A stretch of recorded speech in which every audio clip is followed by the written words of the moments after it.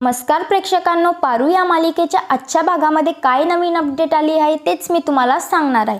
तर मित्रांनो, अहिल्यादेवी अनुष्काला सर्वांसमोर आणतात आणि आदित्यला सांगतात की ही दिशाची बहीण आहे आणि इनेच त्या गुंड्यांना पैसे देऊन पोलीस स्टेशनमधून बाहेर काढले।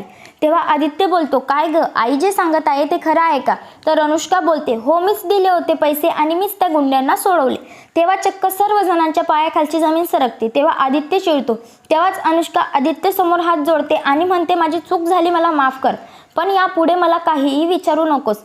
परंतु आदित्य ओरडून म्हणतो, का नको विचारू मी, तू इतकी मोठी गोष्ट केलीस आणि आम्ही विचारायचं पण नाही आणि तू फसवणूक केली आमची। तेव्हाच अनुष्का घराबाहेर जायला निघते। तेव्हा आदित्य देवी मात्र अनुष्काला बोलतात, थांब इथे, उत्तर दिल्याशिवाय तू जाऊ शकत नाही। सगळ्यांना कळायला हवं तुझ्यावर बोट उभारलं गेलंय आणि लक्षात ठेव, तू किर्लोस्कर घराण्याची होणारी सून आहे, त्यामुळे बोल।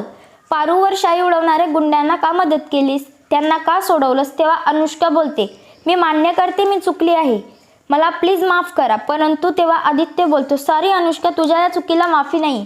तेव्हा अहिल्यादेवी बोलतात, आदित्य, अशा चुकांना माफी नाही, शाबासकी द्यायला हवी।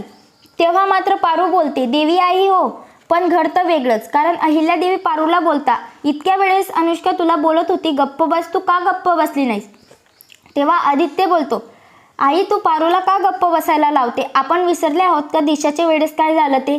तेव्हा अहिल्यादेवी त्याच्या नवऱ्याला बोलतात तेव्हा अहिल्यादेवी त्यांच्या नवऱ्याला बोलतात, श्रीकांत आपल्या मुलांना आता पंख फुटलेत। परंतु घडतं इथे ट्विस्ट, कारण अहिल्यादेवी बोलतात, मीच सांगितलं होतं अनुष्काला पैसे द्यायचं। परंतु अहिल्यादेवी पारूला वाटेल तसं बोलू लागतात आणि म्हणतात, लक्षात ठेव, ती या घराण्याची सून आणि तुझी मोठी मालकीण होणार आहे आणि याच्या पुढे अनुष्काच्या बारेत एकही अपशब्द बोलली तर याद राख।